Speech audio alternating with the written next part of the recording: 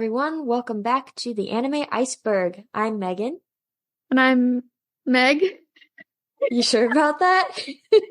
I almost said I'm Megan. Which would be incorrect. Our names are like the square is a rectangle, or the rectangle's a square, but the square is not the rectangle thing. Yeah. Oh my Anyway, gosh. she is Meg, and I am Megan. I guess it's been a week. Yeah. But anyways, we are here to talk about Dr. Stone, Episode 4, Fire the Smoke Signal.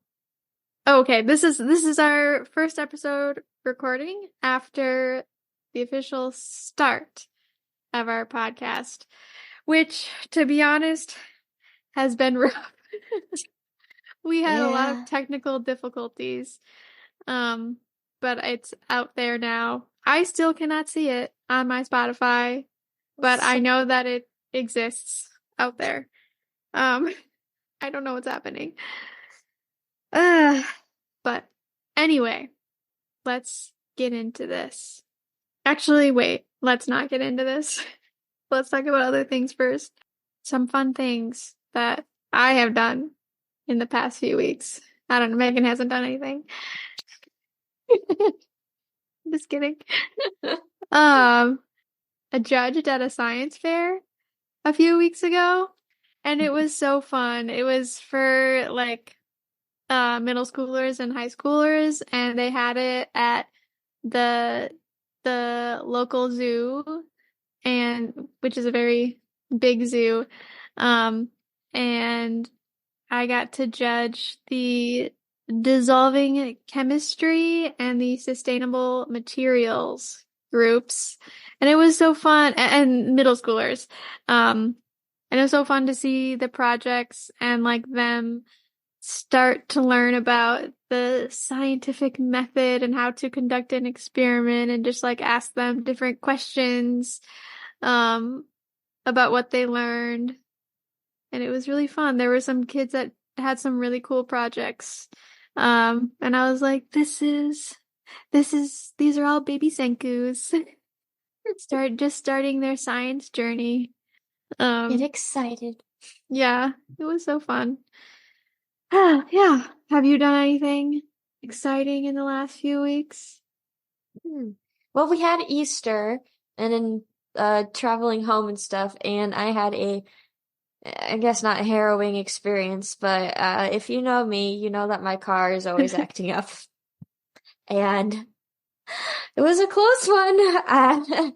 I was merging onto the highway and a semi was right next to me and I didn't see it. So I tried to speed up to get ahead of it, but I heard like this click noise when I stomped down on the gas pedal. So then I slowed down, like hit the brakes and kind of moved over to the shoulder of the road to let it pass. And when I started to pick up speed again, my engine was not happy, so I pulled over to the side of the road and called my parents and tried to remain as calm as possible as I said, "Hey, so something's wrong." But thankfully, there's a guy my dad knows in my hometown, and he fixed it up like within 2 hours, which was honestly incredible. And I was on my merry little way. Yeah, no, I'm so impressed that it got fixed so fast.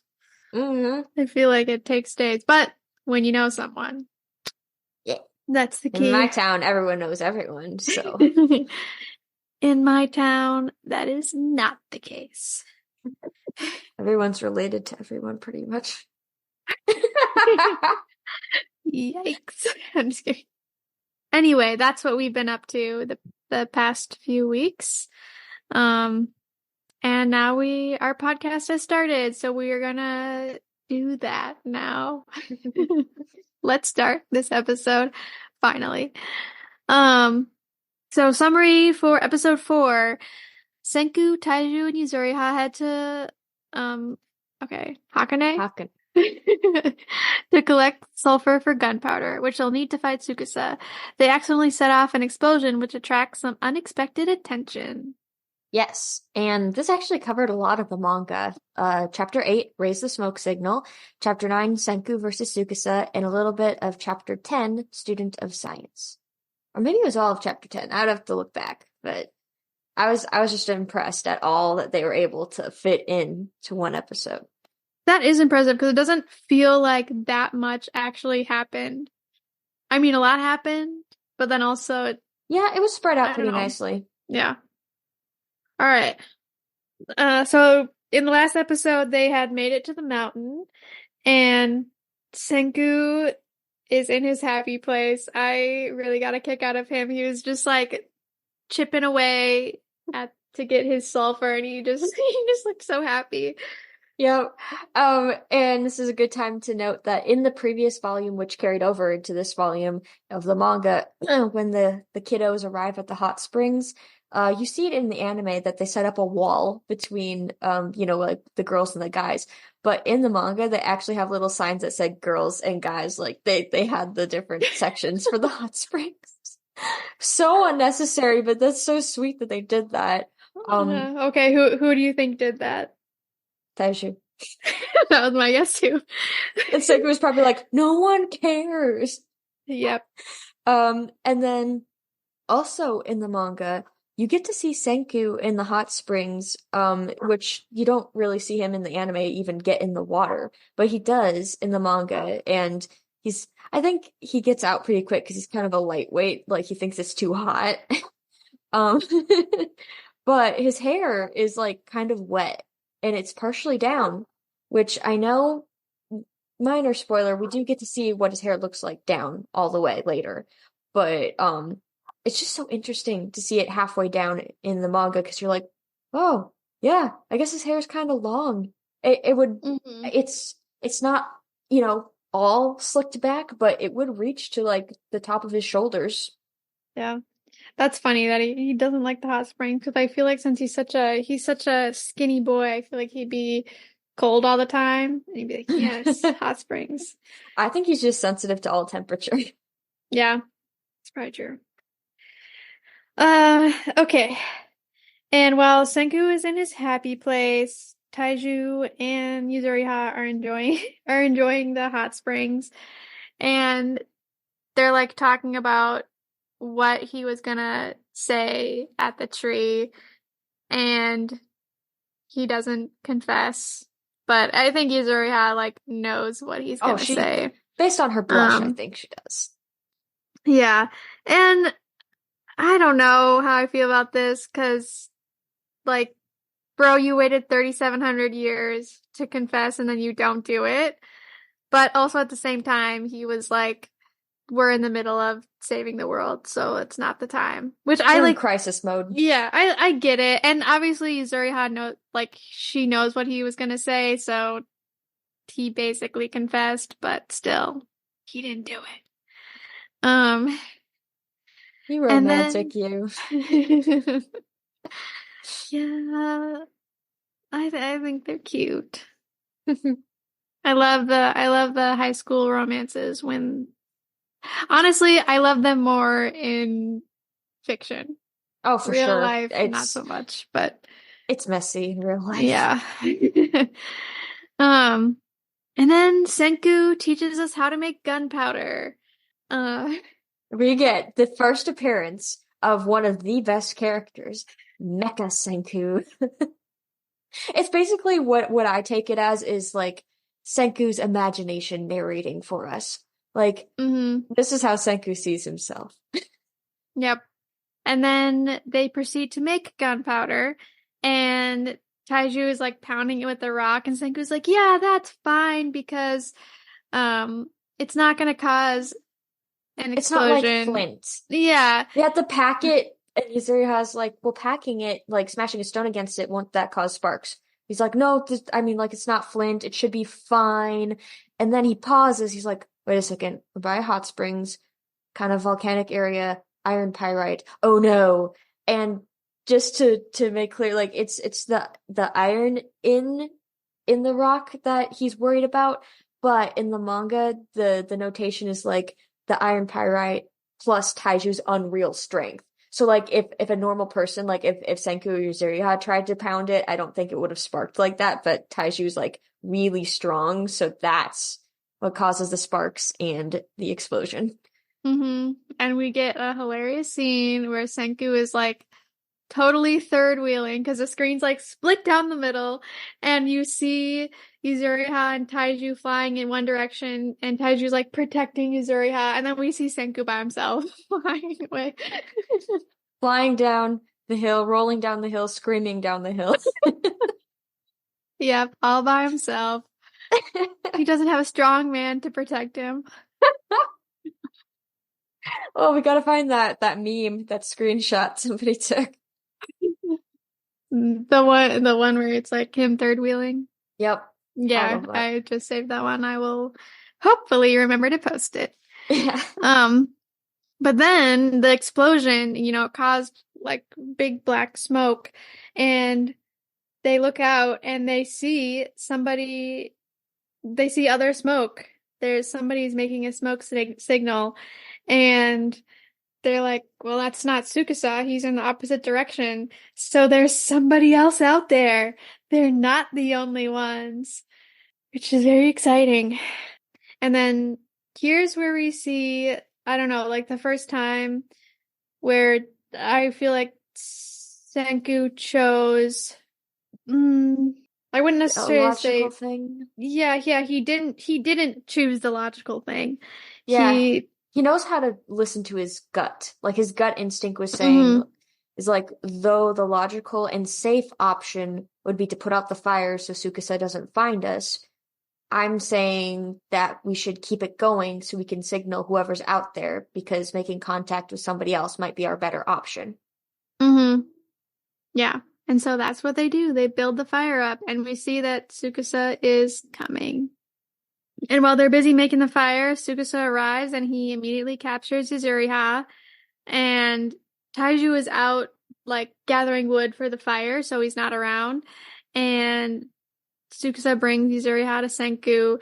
And at first, Senku, he tries to bluff that he doesn't care about her. He's like, there's lots of other women around. We don't need her. But then, I love this moment so much. Tsukasa, like, in a very quick movement, he cuts off her hair. And you just hear Senku, like, gasp, and, like, you see his face, and he's cares. Freaked out. Yeah, he was totally freaked out, and it was awesome. That gasp, like, Aaron nailed that. I mean, it's hard to get a reaction that accurate, but and like it's just a short little thing, but that just gasp sounded panicked. It sounded real. It really makes the moment for sure. And Yuzuriha, she tries to sacrifice herself. She's like, yeah, kill me. Don't let Tsukasa get the recipe to revive people, because that's what he's after. This is the moment, like, Yuzuriha, I wasn't sure about her character before. I was afraid she'd just be the damsel in distress, because that's how she's being used in the scene. But I remember the first time we watched this, and she, like, picks up Tsukasa's blade and is, like, holding it to her own throat. You and I were both like, yes, you are a good character. Respect. Like, oh yeah, she's legit. Yeah. But Senku again chooses his friends, and he tells Tsukasa how to make the fluid. And now Tsukasa is gonna kill Senku because he doesn't need him anymore. He knows how to make the fluid. Tsukasa, I don't know. He doesn't want to kill Senku, but he thinks he needs to reach his goals. And so he's like, he gives him a choice, like, give up science, or I'm gonna kill you. And I do really like this scene, between those two, because Senku's like, how do you know I'm gonna say yes? But then I'm not actually gonna give up science. And Tsukasa's like, I know you wouldn't lie about science. So I don't know. I think that, he's right. Senku he loves science too much.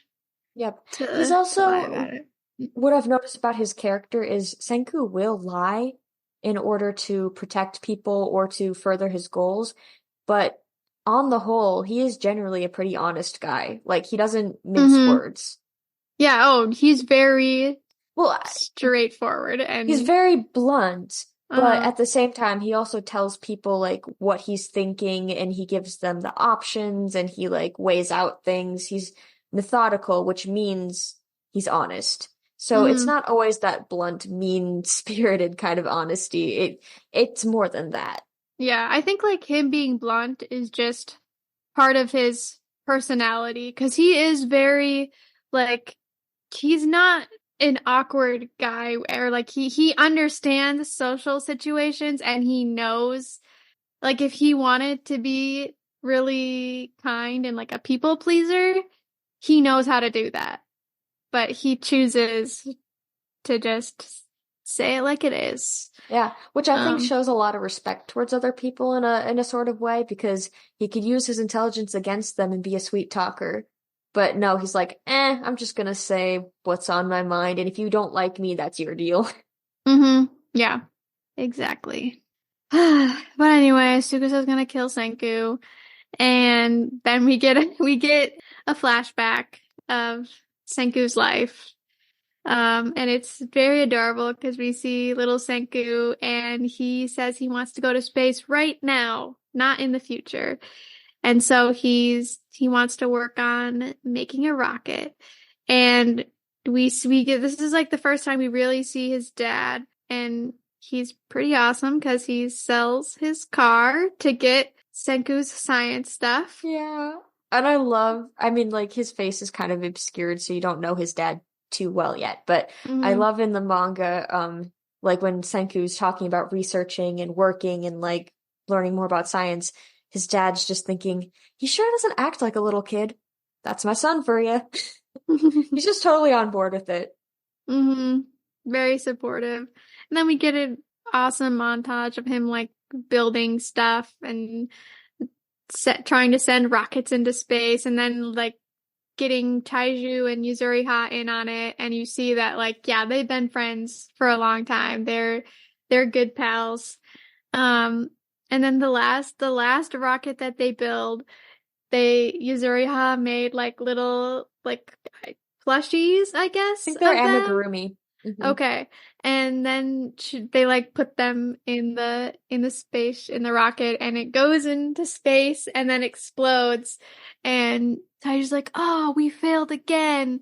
And Senku's like, "Did we?" And we see their little plushies up in space and it's so Yeah. cute. Yeah, like Senku had a little camera attached to the rocket, and he's like, I got one image before I lost contact with the rocket, and that was it, them in space. So he made it to space Hmm. as like a middle schooler.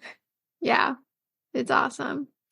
And then we see the moment Senku says he's not going to give up science, and Tsukasa promises he'll make it quick, and he hits him in his cervical nerve. With the most sickening sound I've Yeah, ever heard. it was like it was. I don't know if you've well you I know you have, but if you've seen the Les Mis movie, it The was scene where like he that. falls down off the ledge. Yep, yep, it was Oh, like that sound for me the crack and when splat sound. Javert. Yeah, if you know, you know. Yeah. Yeah. Ugh. Yeah. But So, good sound show's effects. over. Show's over. Main character's Yep. dead. Main character is dead. Goodbye. I never for a second thought he Nope. was. I didn't. I was like, it's not that kind of show. Yeah. I'm But like, better be a real good reason that he comes back, if he comes back. mm-hmm. Yeah. Um, Honestly though, when we first watched it, I thought what was going to happen was that Taiju would make it back in time and would take Mm-hmm. the blow for Senku Yeah. because, this isn't a show with magic or anything that we know of. So I was like, all right, if there's a hit to kill, it's going to kill. So I'm like, so if Taiju took the blow for him and died, that would be a catalyst for Senku to work harder and achieve his goals. And I guess I also thought maybe that would happen because Taiju was like the main character in the first episode. And Mm-hmm. usually what shows do is they give you a lot of backstory and a lot of great things about a character and their hopes and dreams right before they just KO them and shatter your heart into a million pieces. Mm-hmm. I should know, it's happened to me multiple times. Every time. Yeah, okay, so here's the thing about me. If I say a character is my favorite, they're doomed. Countless times I will see like, oh, I love this character. The next episode, they're dead. And if they don't die, they're maimed beyond recognition. They lose somebody important. That basically, like, if I like somebody, they're gonna go through the ringer. Yep. And I just sit back and laugh. Yeah. Because sometimes I've already seen the show, so I know exactly what's gonna happen. That that's that episode of Attack on Titan, the Armin episode, that was, oh Well, my thing is, you goodness. already knew about it though. I knew, and yet I was still almost in tears. Yeah, it's a pretty emotional scene. But Yeah. it's so good, so good. It is. We're Death Note, that was the one. Yep, that was the one where you knew everything and I knew nothing. And I can't believe the internet didn't spoil it for me years ago, but something happened with my favorite character, and I just looked at Meg in utter betrayal. And I legitimately, I think I laughed. You laughed maniacally, and I was suffering. Sorry, but not sorry. It was a great show. It was a great show. Yeah, that's the thing is I know it's an amazing show. So, like, yes, you're gonna suffer now, but you're gonna love it. But anyway, moving on with Dr. Stone. Just real quick, I wanted to mention there are some cute little comics at the end of the chapters that maybe we'll be able to post, but basically it's more of Senku and Taiju as kids and their strategy for winning dodgeball in gym class. Senku's strategy is to build a weapon and knock out the competition, and Taiju's strategy is to just like give it his all and act like a total monster, and the other team surrenders. Awesome. Yep. And also we have a voice actor to note. So Yuzuriha, her last name is Ogawa. I think they pronounced it like that. So Yuzuriha Ogawa is played by Brittany Lauda, who is Riko from Made in Abyss, Dirk Rice in Attack on Titan, and Ritsu in Fire Force.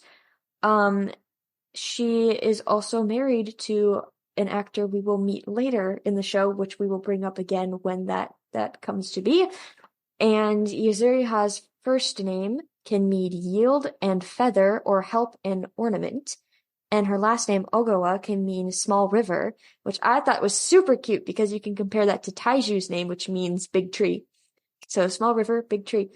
And then we have to mention this because, like, it probably gets brought up later, but her headphone thingies that she's always wearing, how on earth they survived 3,700 years on her person, I have no idea.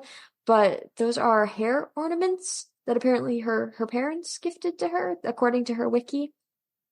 So those, what are they made out of? Yeah, impressive. Yeah. What substance could have lasted that long? That would be realistic for like hair ornamentation. Dude, A lot of things would have broken down. Yeah. Yeah. It would have to have been a fancy hair ornament, because Yeah. to be made out of something that would last that long. Yeah, but I guess that's all we got for that section. How many Yeah, times did you track? yeah, I forgot to write it down, but he said get excited once, Awesome. which, yeah. So a lot of bad stuff went down this episode, so I'm not surprised that he wasn't that excited. Don't have much to be excited about. Yeah. I'm gonna die. Get excited. And as far as animation expertise, I wanted to focus in on that moment, like the reaction shot from Senku when Yuzuriha's life was threatened. Like we said, it was so great. Like, Senku can be a very expressive character. However, this is the first time we've seen him truly drop his guard for an extended period of time. Like, I feel like all his other reactions have been like brief one-offs, or like he's trying to be goofy, or he doesn't care if he's like overreacting for something. But in this part, he's got his like, haha, I don't care about anything facade going on. But then like he just dropped everything and stared in shock. I also noticed that after Tsukasa started talking again, Senku opened his mouth, but no sound came out. Like he was like kind of stepping back and he opened his mouth, but nothing came out. Like the voice actor didn't even do like a noise. It was just nothing. So it takes a lot to silence our protagonist. That was kind of, I mean, that speaks to how much she cares about Yuzuriha. Mm-hmm. Yeah. I think that's my favorite. That's one of my favorite scenes probably in the show. Wow. Yeah. I Wow. think so. It's so good. Yeah, it's subtle, but powerful. So I get it. Mhm. Yeah. Okay, extra stuff. Yes, we do have extra stuff. Yeah. One, we started. Well, okay, we're almost done with Spy Family. We have flown through it. Yeah, we have to get done Um, before the movie comes out. yeah, that's kind of our motivation for watching it, a lot of it. But we are loving it. To be honest, like I wouldn't necessarily say that like the story is my favorite. I feel like I need more spy stuff and more assassin stuff for it to really be like genuinely like, yes, amazing story. But the The characters, characters. that's what is getting me. I no, we are loving Lloyd Mm. so much. Too much, probably. I don't know, like he's a fine man. Let's And you just say be you honest don't here. like blondes.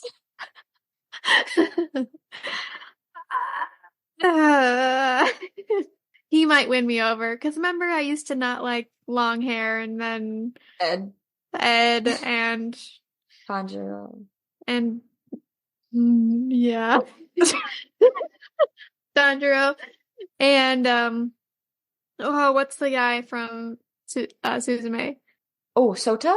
Was it Yeah, Sota? Sota I and watched Suzume for the Howell. plot. Oh.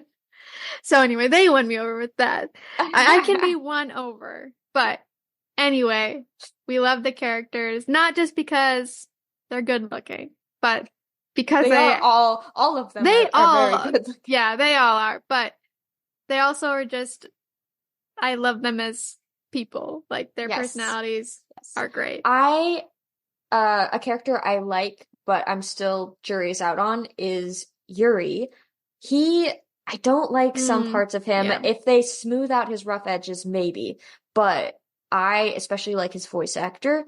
His voice actor is the guy who plays Asta from Black Clover, and he's just got this way of acting where he always sounds so genuine. Like he's always into it. You can just imagine him like standing right next to you having a conversation with you. So his Mm-mm. performance, I have loved. The character design of his character is great. The personality, we'll see. Yeah. Jury's out. He's a bit much. Yeah, yeah. Uh, yeah, so we're definitely loving that. Dude, maybe we should review the movie Oh, yeah, once for we sure. watch it. That would be a Yeah, smart idea. we can get Ava on. Dude, yeah, okay. Next movie after Howl's Moving Castle, we're doing the new Spy Family movie. Awesome. Um, Okay. okay. Other thing. Oh, our book that we are reading for book club. We would also very much recommend. It's called Gilded by Marissa Meyer. It is a dark Rumpelstiltskin tale. And when we say dark, it is Yeah, dark. buckle up, buckle up. Yeah. But it is if you like fairy tales, if you like fractured fairy tales, this one is very good. And I really like the two main characters. They're both great. Even the bad guy he's good too. Like He's good at being bad. yeah, yes, he is a good, solid bad guy. And it's a duology, so I finished the first book. I don't Almost. know. Yeah. Almost. Um, but definitely would recommend that as well. Mhm. Okay, anything else? No. Okay, let's do our outro. Yeah. What was your favorite line of the episode? Mine actually came from Yuzuriha when she was being so brave when Tsukasa threatened her. After he cut her hair, she was just like, I really appreciate the haircut. It'll be a lot easier to care for in this world. Yeah, and Kind of also, cheeky. yes, she also looks really cute with it. Yeah, yeah, I prefer it, honestly. Okay, And what was yours? and mine came from Senku, when Tsukasa first arrived. I actually don't remember the context exactly for the line, but Senku was like, Tsukasa said something, and Senku was like, and by that you mean killing Senku the Science Man, right? Yeah. Okay, and then what did we learn this episode?